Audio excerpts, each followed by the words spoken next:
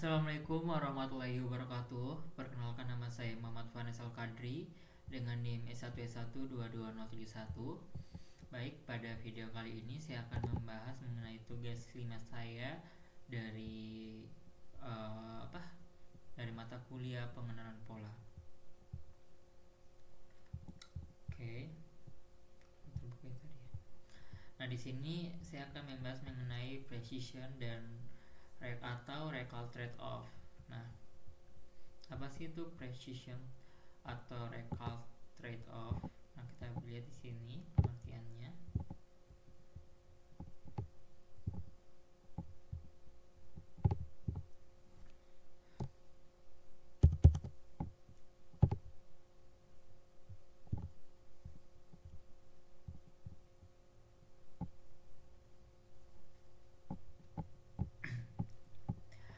Untuk memahami trade-off ini, mari kita lihat bagaimana SGD classifier membuat keputusan klasifikasinya.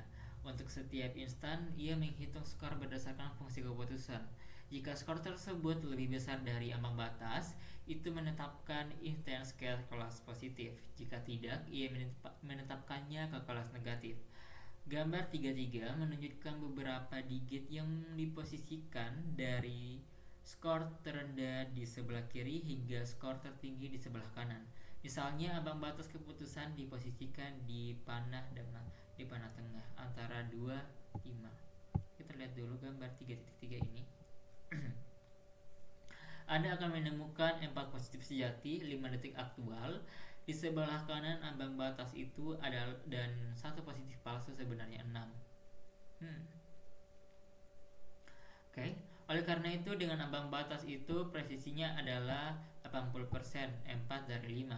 Tetapi dari 65 yang sebenarnya, pengklasifikasian hanya mendeteksi 4, sehingga penarikan adalah 67% dari 4 dan 4 dari 6.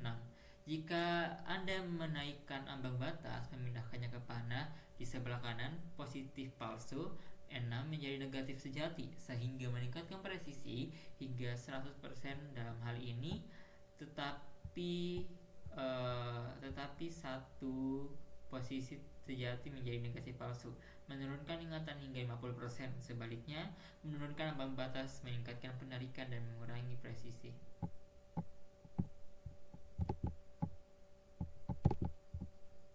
Baik, kita lanjut. Nah, ini gambarnya. Nah, ini ada kodenya. Oke, kita lihat sini. Skilled tidak mengizinkan Anda menetapkan ambang batas secara langsung, tetapi memberi Anda akses ke skor keputusan yang digunakan untuk membuat prediksi. Alih-alih memanggil metode predik pengklasifikasian, Anda dapat memanggil metode decision function yang mengembalikan skor untuk setiap instance, lalu menggunakan ambang batas apapun yang ingin Anda buat prediksi berdasarkan skor tersebut. Oke. Nah, di sini ada codingannya. Namun codingan saya kemarin saya buatnya di laptop teman, jadi nggak punya.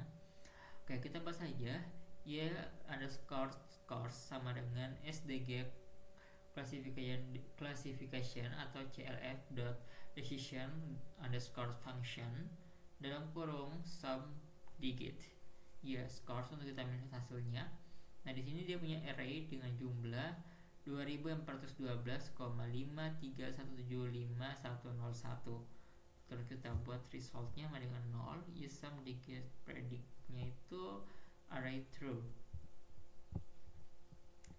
Oke. Di sini lanjut. SDG classifier menggunakan ambang batas yang sama dengan 0, sehingga kode sebelumnya mengembalikan hasil yang sama dengan metode predict, yaitu true. Mari kita naikkan ambang batasnya. Ini dia. Sehingga nanti hasilnya false. Oke.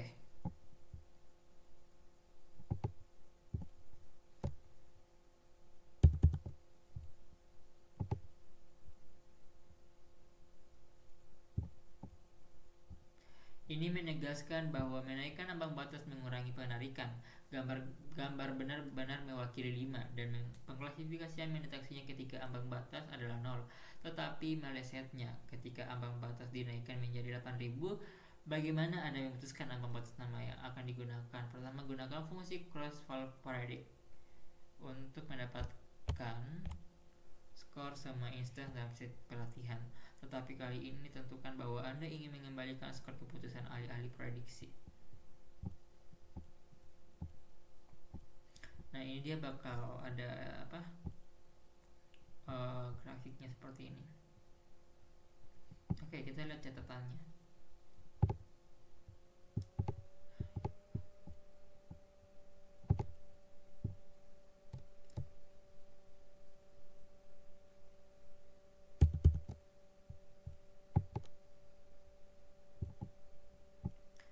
Anda mungkin bertanya-tanya mengapa kurva presisi lebih bergelombang daripada kurva penarikan gambar 3/4. Alasannya adalah bahwa presisi terkadang dapat turun saat Anda menaikkan ambang batas, meskipun secara umum akan naik. Untuk memahami alasannya, lihat kembali gambar 33 dengan perhatian apa yang terjadi ketika Anda memulai ambang batas pusat dan memindahkannya hanya 1 digit ke kanan. Presisi berubah dari 4, 5, 80% dan ke 3 atau 4, 70%.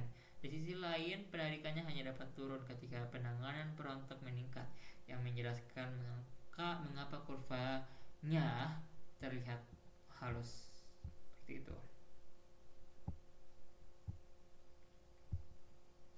Nah, di sini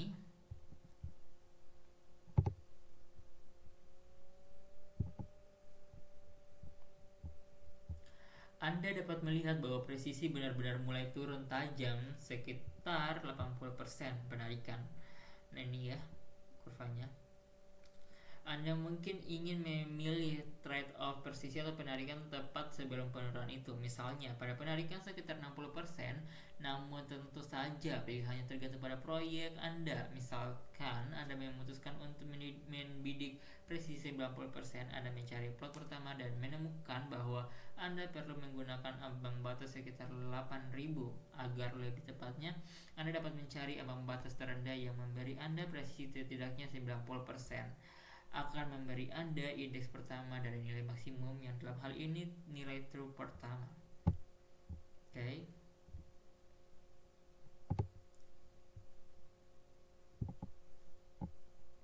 Hebat. Setelah kita buat lagi di sini thresholdnya 90 precision threshold. Nah, ini kode-kodenya. Nah, seperti kita buat di sini bakal ada penjelasan bahwa Anda memiliki pengklasifikasian presisi 90%. Seperti yang Anda lihat, cukup mudah untuk membuat pengklasifikasian hampir semua presisi yang Anda inginkan. Cukup atur ambang batas yang cukup tinggi dan selesai. Tapi tunggu, tidak terlalu cepat. Pengklasifikasian presisi tinggi terlalu berguna jika penarikannya terlalu rendah.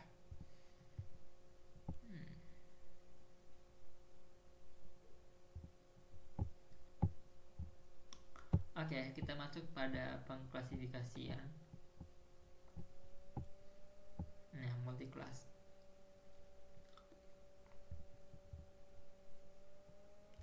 Multi-class classification.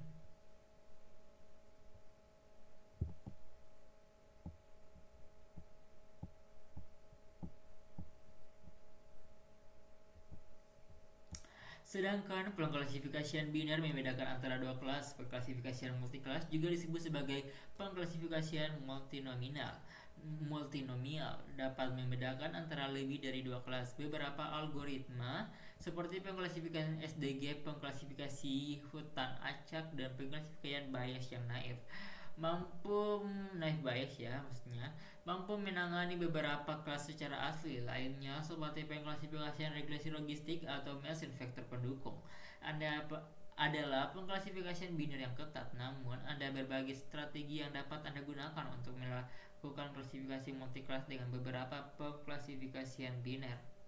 Salah satu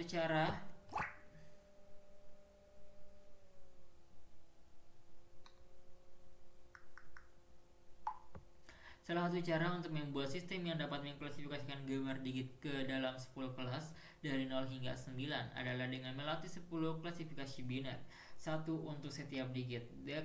detektor 10, detektor 0, 1 dan 2 dan sebagainya. Kemudian ketika Anda ingin mengklasifikasikan gambar, Anda mendapatkan skor keputusan dari setiap pengklasifikasian untuk gambar tersebut, dan Anda memilih kelas yang mengklasifikasinya memberi skor tertinggi. Ini disebut strategi versus the rest (OVR), juga disebut satu versus all.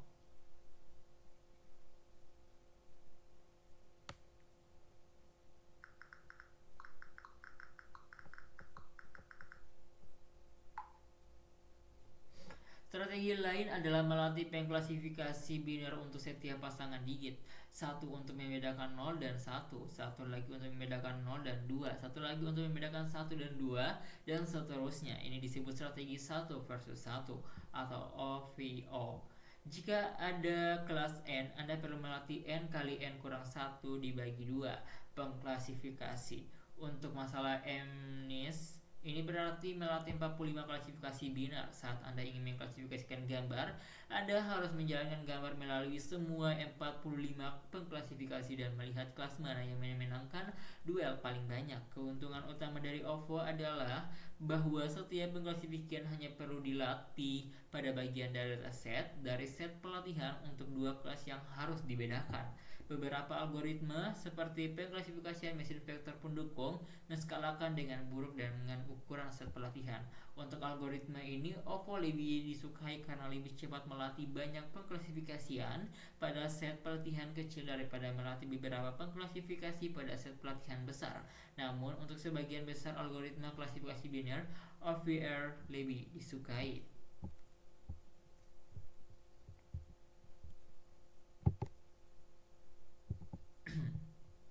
Skilled-learn mendeteksi saat Anda mencoba menggunakan algoritma klasifikasi biner untuk tugas klasifikasi multiklas, dan secara otomatis menjalankan OVR atau OVO tergantung pada algoritma. Mari kita coba untuk dengan pengklasifikasian support vector machine learning. Lihat di bab 5 menggunakan klasifikasi Sklearn SVM-SC. Oke, kita coba. Kita buka Google Colab.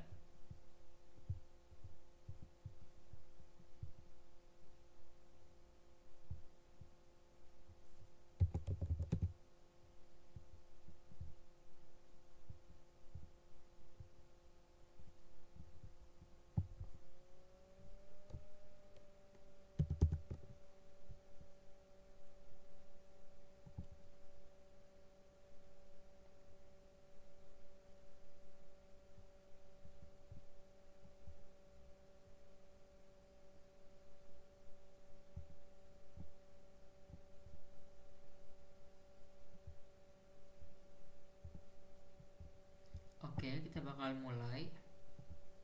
Di sini kita menggunakan Sklearn.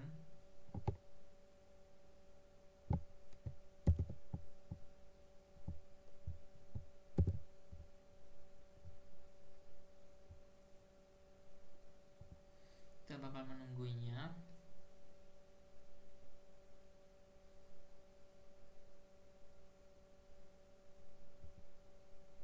Setelah kita menunggu, kita buat lagi kodenya.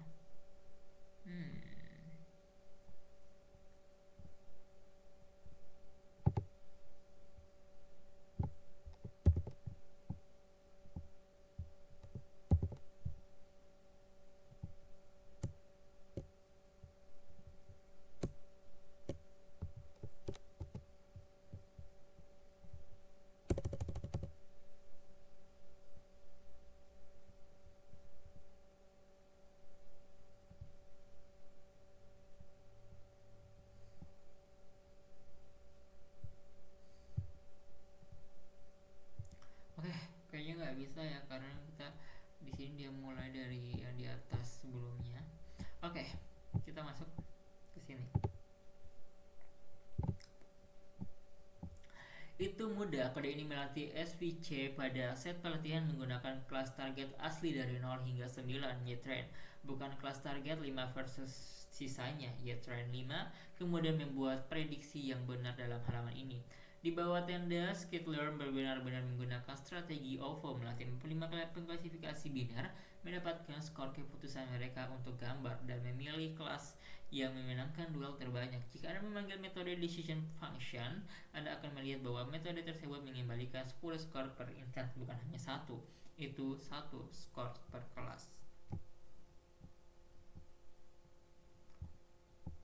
Oke, di sini ada catatan. Saat pengklasifikasian dilatih, ia menyimpan daftar kelas target dalam atribut classes-nya diurutkan berdasarkan nilai. Dalam hal ini, indeks setiap kelas dalam array classes dengan mudah cocok dengan kelas itu sendiri. Misalnya, kelas di indeks 5 kebetulan ada 5, tapi secara umum Anda tidak akan seberuntung itu. Oke. Jika Anda ingin memaksa Skitlearn untuk menggunakan 1 versus 1 atau 1 versus sisanya, Anda dapat menggunakan kelas 1 versus 1 classifier atau 1 versus race classifier. Cukup buat instance dan teruskan pengklasifikasian ke konstruktornya, bahkan tidak harus menjadi pengklasifikasi biner. Misalnya, kode ini membuat pengklasifikasi multiclass menggunakan strict AGOVR berdasarkan SVC.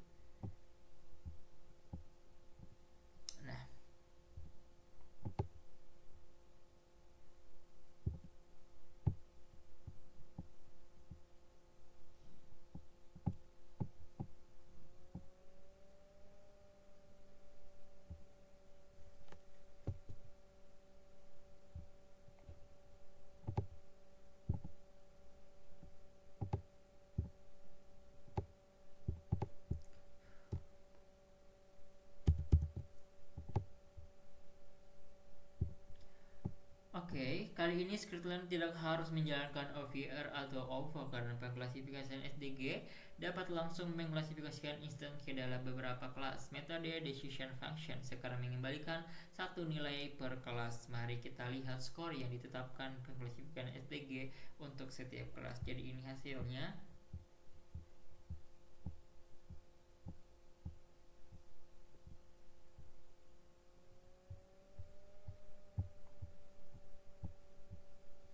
Nah,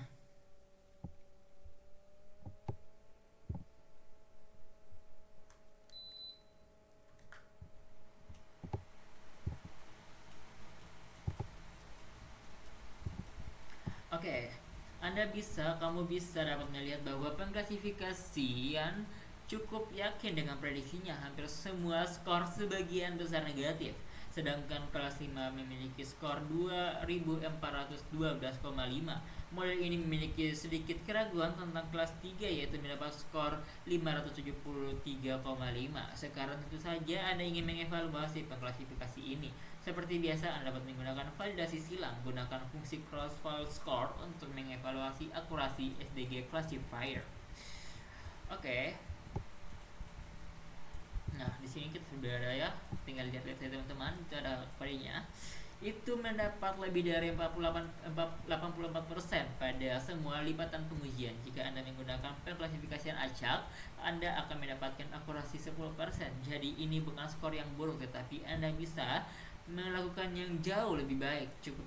Cukup menskalakan info seperti yang dibahas pada bab 2 kemarin, meningkatkan akurasi di atas 89%. Oke, kita bakal membahas tentang error analysis. Nah, jika ini adalah proyek nyata, Anda sekarang harus mengikuti langkah dalam daftar periksa proyek machine learning Anda. Anda akan menjelajahi opsi persiapan data, mencoba beberapa model, memilih yang terbaik dan menyempurnakan hyperparameternya menggunakan Grid Search GF dan mengoptimasi sebanyak mungkin. Di sini kami akan berasumsi bahwa Anda telah menemukan model yang menjanjikan dan ingin menemukan cara untuk memperbaikinya. Salah satu cara untuk melakukannya adalah dengan menganalisis jenis kesalahan yang dibuatnya.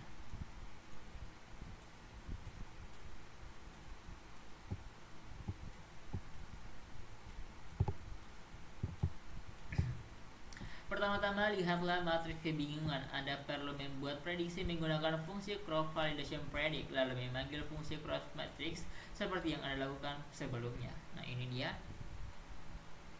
Lalu, that's all lot of numbers. Itu banyak angka. Seringkali lebih nyaman untuk melihat representasi gambar dalam matriks kebingungan menggunakan fungsi matsaw atau matplotlib. Nah, ini dia. Kita lihat dalam bentuk warna.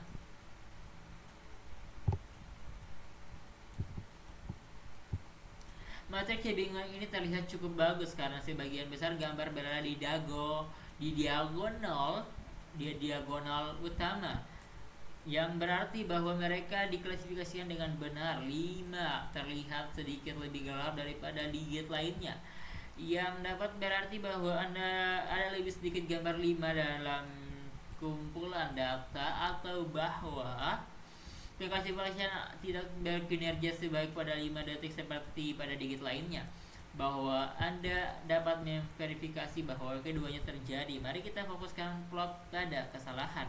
Pertama, Anda perlu membagi setiap nilai dalam matriks kebingungan dengan jumlah gambar di kelas yang sesuai, sehingga Anda dapat membandingkan tingkat kesalahan alih-alih jumlah absolut kesalahan, yang akan membuat kelasnya lipat terlihat buruk secara tidak adil.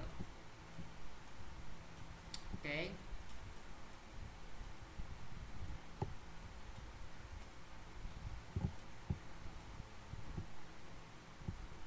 Anda dapat dengan jelas melihat jenis kesalahan yang dibuat pengklasifikasi. Ingat bahwa perwakilan baris membenci kelas aktual, sedangkan kolom mewakili kelas yang diprediksi. Kolom untuk kelas 8 cukup terang, yang memberitahu bahwa banyak gambar salah diklasifikasikan sebagai 8. Namun, baris untuk kelas 8 tidak terlalu buruk, memberitahu bahwa bahwa 8 kelas yang sebenarnya secara umum diklasifikasikan dengan benar sebagai 8. Seperti yang Anda lihat, matriks kebingungan belum tentu simetris. Anda juga dapat melihat bahwa 3 dan 5 sering bingung di kedua arah. Menganalisis matriks kebingungan sering memberi Anda wawasan tentang cara untuk meningkatkan pengklasifikasian Anda. Melihat plot ini, tampaknya upaya Anda harus dihabiskan untuk mengurangi 8 palsu. Misalnya, Anda dapat mencoba mengumpulkan lebih banyak data pelatihan untuk digit yang terlihat seperti 8, tetapi tidak, sehingga pengklasifikasian dapat belajar membedakan dari 8 asli. Atau Anda dapat merekayasa fitur baru yang akan membantu pengklasifikasi, misalnya menulis algoritma menghitung jumlah lot tertutup, misalnya 8 memiliki 2 dan memiliki 1, 5 tidak ada. Atau Anda dapat memproses gambar terlebih dahulu, misalnya menggunakan script image, pillow atau OpenCV untuk membuat beberapa pola seperti loop tertutup lebih menonjol. Menganalisis kesalahan individu juga bisa menjadi cara yang baik untuk mendapatkan wawasan tentang apa yang dilakukan pengklasifikasi Anda dan dapat mengapa gagal, tetapi lebih sulit dan memakan waktu. Misalnya, mari kita plot contoh 3S dan 5S. Fungsi plot digit hanya menggunakan fungsi imshow matplotlib. Lihat notebook Jupyter bab ini untuk lebih detailnya. Kayak begini, hasilnya bakal seperti ini.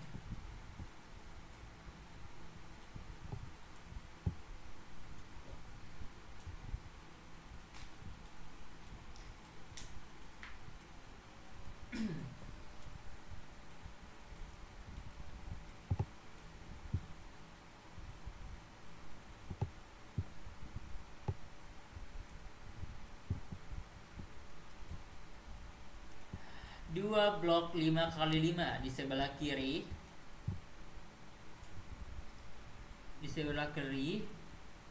diklasifikasi sebagai 3, dan 2 blok 5x5 di sebelah kanan menunjukkan gambar yang diklasifikasi sebagai 5. Beberapa digit yang salah diklasifikasikan, yaitu di blok kiri, bawah, dan kanan atas, ditulis dengan sangat buruk sehingga bahkan manusia akan kesulitan mengklasifikasikannya. Misalnya, 5 di baris pertama dan kolom kedua benar-benar terlihat seperti 3 yang ditulis dengan buruk.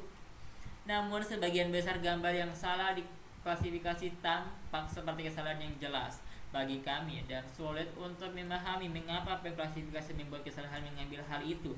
3 alasannya adalah karena kami menggunakan SDG classifier sederhana yang merupakan model linear yang dilakukan hanyalah menetapkan bobot per kelas untuk setiap pixel. Dan ketika melihat gambar baru, ia hanya menjumlahkan intensitas piksel tertimbang untuk mendapatkan skor untuk setiap kelas. Jadi karena 3S dan 5S hanya berbeda beberapa piksel, model ini akan digunakan dengan mudah membingungkan mereka. Perbedaan utama antara 3S dan 5S adalah posisi garis kecil yang menghubungkan garis atas setiap busur bawah. Jika Anda menggambar 3 dan pertimbangan sedikit bergeser ke kiri, pengklasifikasian mungkin menggunakan pengklasifikasinya sebagai 5 dan sebaliknya. Dengan kata lain, pengklasifikasian ini cukup sensitif terhadap pergeseran dan rotasi gambar. Jadi salah satu cara untuk mengurangi kebingungan 3 dan 5 adalah dengan memproses gambar terlebih dahulu untuk memastikan bahwa gambar tersebut berada di tengah dengan baik dan tidak terlalu diputar. Ini mungkin akan membantu mengurangi kesalahan lain juga. Oke, kita masuk ke multi label.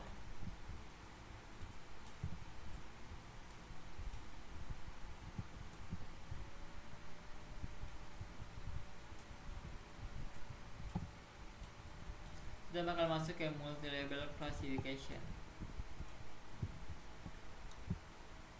Hingga saat ini, setiap instance selalu ditetapkan hanya untuk satu kelas. Dalam beberapa kasus, Anda mungkin ingin mengklasifikasi Anda menghasilkan beberapa kelas untuk setiap instance.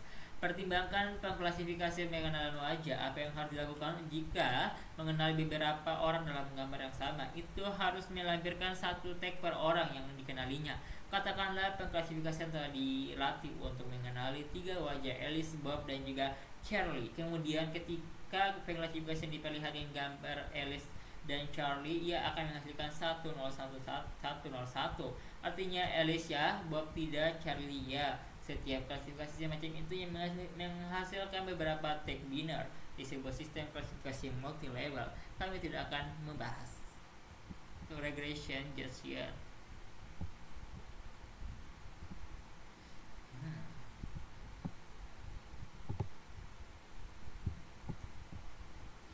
Kode ini membuat array Y multi-label yang berisi 2 label. Target untuk setiap gambar digit yang pertama menunjukkan apakah digit tersebut besar atau tidak, 789. Dan yang kedua menunjukkan apakah itu ganjil atau tidak. Baris berikutnya membuat instance Kerners Burst Classifier yang mendukung klasifikasi multi-label. Meskipun tidak semua pengklasifikasi melakukannya, dan kami melatihnya menggunakan array target. Karena Anda dapat membuat prediksi dan melihat bahwa itu menghasilkan 2 label.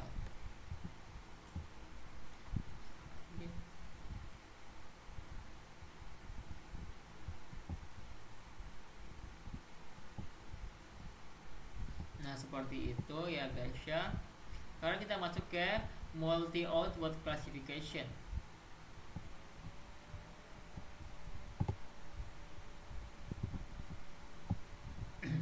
Jadi tugas klasifikasi terakhir yang akan kita bahas di sini disebut sebagai klasifikasi multi-class, multi-output, atau hanya diklasifikasi multi-output. Ini hanyalah generalisasi klasifikasi multi-label di mana setiap label dapat multi kelas, yaitu dapat memiliki lebih dari 2 nilai yang mungkin. Untuk mengilustrasikan hal ini, mari kita bangun sistem yang menghasilkan noise dan digambar. Ini akan mengambil satu input gambar digit yang bising dan itu akan semoga menghasilkan gambar yang digit yang bersih. Direpresentasikan sebagai array intensitas pixel seperti gambar MNIST. Perhatikan bahwa output pengklasifikasian adalah multi-label, salah satu label per pixel, dan setiap label dapat memiliki beberapa nilai. Intensitas pixel berkisar dari 0 hingga 255. Dengan demikian, ini adalah contoh sistem klasifikasi multi-output. Oke, di sini kita punya catatan mengatakan bahwa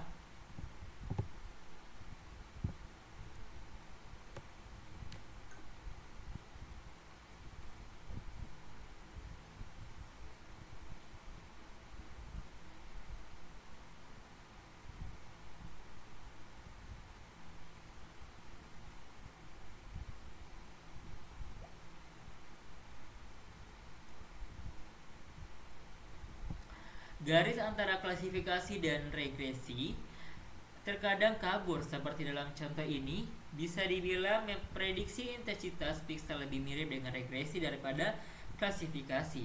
Selain itu, sistem multi output tidak terbatas pada tugas klasifikasi. Anda bahkan dapat memiliki sistem yang menghasilkan beberapa label per instance, termasuk label kelas dan juga label nilai.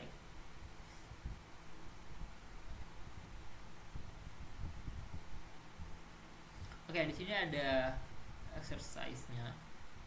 Yang pertama adalah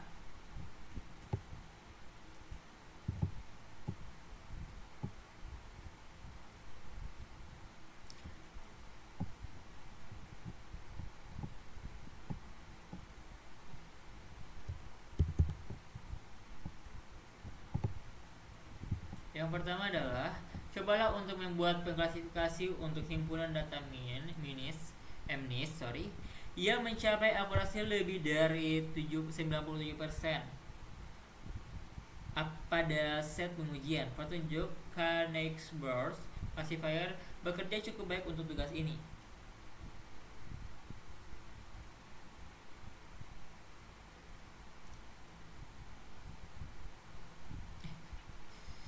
Klasifikasi, Anda hanya perlu menemukan nilai hyperparameter yang baik. Coba cari kisi pada bobot dan hyperparameter Knightsbridge.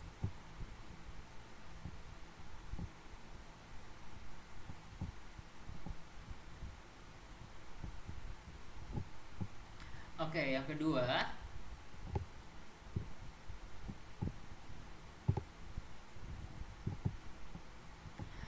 adalah tulis fungsi yang dapat